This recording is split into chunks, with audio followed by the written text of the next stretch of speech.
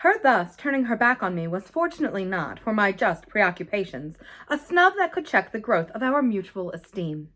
We met after I had brought home little Miles, more intimately than ever on the ground of my stupefaction, my general emotion. So monstrous was I then ready to pronounce it, that such a child as had now been revealed to me should be under an interdict. I was a little late on the scene, and I felt as he stood wistfully looking out for me before the door of the inn at which the coach had put him down, that I had seen him on the instant, without and within, in the great glow of freshness, the same positive fragrance of purity in which I had from the first moment seen his little sister. He was incredibly beautiful, as Mrs. Grose had put her finger on it. Everything but a sort of passion of tenderness for him was swept away by his presence. That I then and there took him to my heart was for something divine that I have never found to the same degree in any child.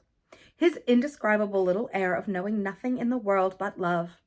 It would have been impossible to carry a bad name with a greater sweetness of innocence, and by the time I had got back to Bly with him, I remained merely bewildered.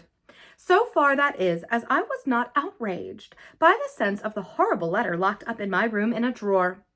As soon as I could compass a private word with Mrs. Grose, I declared to her that it was grotesque. She promptly understood me. You mean the cruel charge. It doesn't live an instant. My dear woman, look at him. She smiled at my pretension to have discovered his charm. I assure you, miss, I do nothing else. What will you say, then? She immediately added. In answer to the letter, I made up my mind. Nothing. And to his uncle?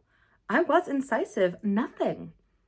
And to the boy himself, I was wonderful. Nothing. She gave with her apron a great wipe to her mouth. Then I'll stand by you. We'll see it out. We'll see it out, I ardently echoed, giving her my hand to make it a vow. She held me there a moment, then whisked up her apron again with her detached hand. Would you mind, miss, if I used the freedom to kiss me? No. I took the good creature in my arms, and after we had embraced like sisters, felt still more fortified and indignant. This, at all events, was for the time, a time so full that, as I recall the way it went, it reminds me of all the art I now need to make it a little distinct. What I look back at with amazement is the situation I accepted. I had undertaken with my companion to see it out, and I was under a charm, apparently, that could smooth away the extant and the far and difficult connections of such an effort. I was lifted aloft on the great wave of infatuation and pity. I found it simple, in my ignorance, my confusion, and perhaps my conceit, to assume that I could deal with a boy whose education for the world was all on the point of beginning. I am unable even to remember at this day what proposal I framed for the end of his holidays and the resumption of his studies.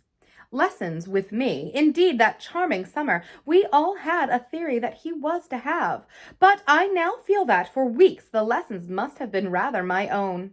I learnt something at first, certainly, that had not been one of the teachings of my small, smothered life. Learnt to be amused, and even amusing, and not to think for the morrow. It was the first time, in a manner, that I had known space and air and freedom, all the music of summer and all the mystery of nature. And then there was consideration, and consideration was sweet. Oh, it was a trap, not designed but deep to my imagination, to my delicacy, perhaps to my vanity, to whatever in me was most excitable. The best way to picture it all is to say that I was off my guard. They gave me so little trouble. They were of a gentleness so extraordinary. I used to speculate, but even this was with a dim disconnectedness, as to how the rough future, for all futures are rough, would handle them and might bruise them. They had the bloom of health and happiness, and yet, as if I had been in charge of a pair of little grandees, of princes of the blood, for whom everything to be right would have to be enclosed and protected, the only form that, in my fancy, the after years could take for them was that of a romantic, a really royal extension of the garden and the park. It may be, of course, above all, that what suddenly broke into this gives the precious time a charm of silliness, that hush in which something gathers or crouches. The change was actually like the spring of a beast. In the first weeks, the days were long. They often, at their finest, gave me what I used to call my own hour. The hour when, for my pupils, tea time and bedtime having come and gone, I had, before my final retirement, a small interval alone. Much as I liked my companions, this hour was the thing in the day I liked most, and I liked it best of all when, as the light faded, or rather, I should say, the day lingered and the last calls of the last bird sounded in a flushed sky from the old trees, I could take a turn in the grounds and enjoy, almost with a sense of property that amused and flattered me, the beauty and dignity of the place.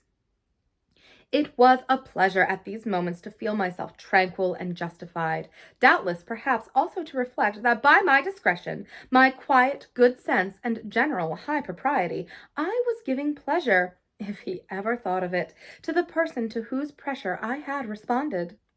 What I was doing was what he had earnestly hoped and directly asked of me, and that I could, after all, do it proved even a greater joy than I had expected.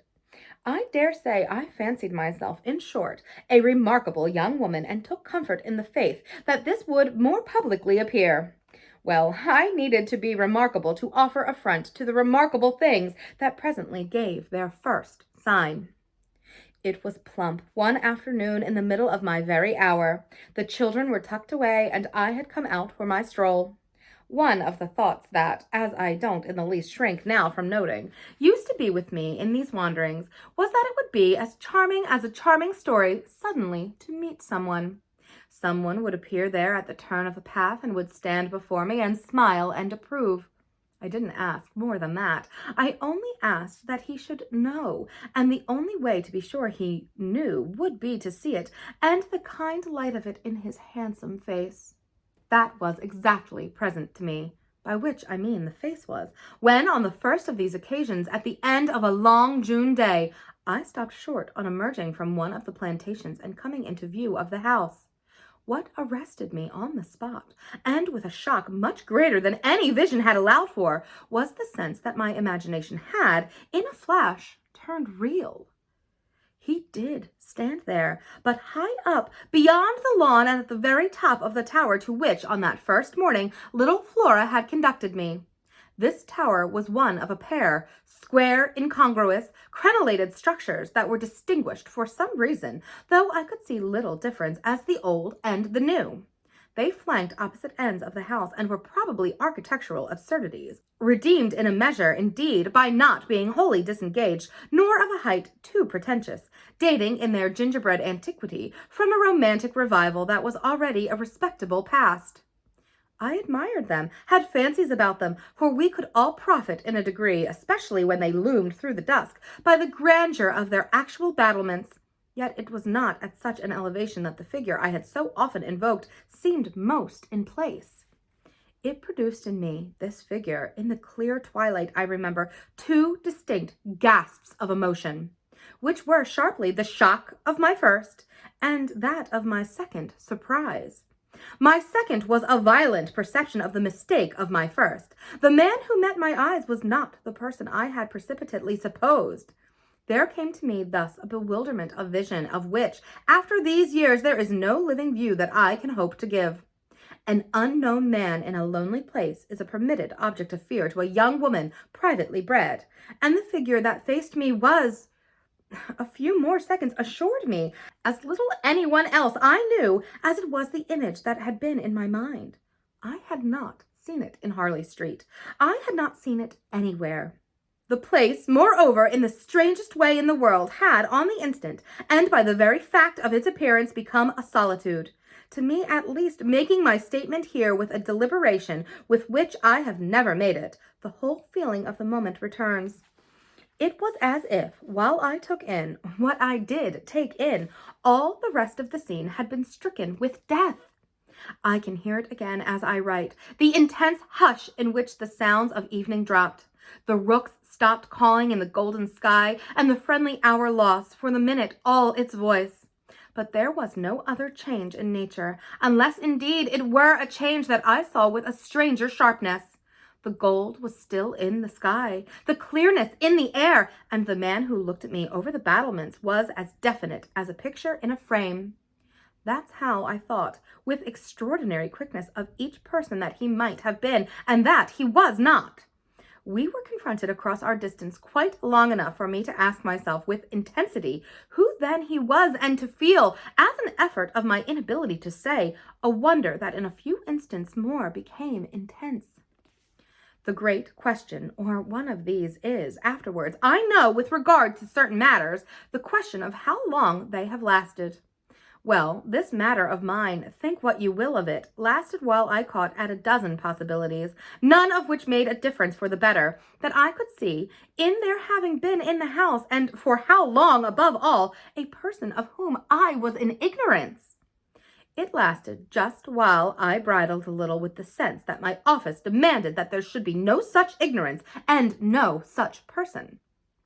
It lasted while this visitant, at all events, and there was a touch of the strange freedom, as I remember, in the sign of familiarity of his wearing no hat, seemed to fix me from his position with just the question, just the scrutiny, through the fading light that his own presence provoked. We were too far apart to call to each other, but there was a moment at which, at shorter range, some challenge between us, breaking the hush, would have been the right result of our straight mutual stare. He was in one of the angles, the one away from the house, very erect as it struck me, and with both hands on the ledge. So I saw him as I see the letters I form on this page. Then exactly, after a minute, as if to add to the spectacle, he slowly changed his place, passed, looking at me hard all the while, to the opposite corner of the platform. Yes, I had the sharpest sense that during this transit he never took his eyes away from me. And I can see at this moment the way his hand, as he went, passed from one of the crenellations to the next. He stopped at the other corner, but less long, and even as he turned away, still markedly fixed me. He turned away. That was all I knew.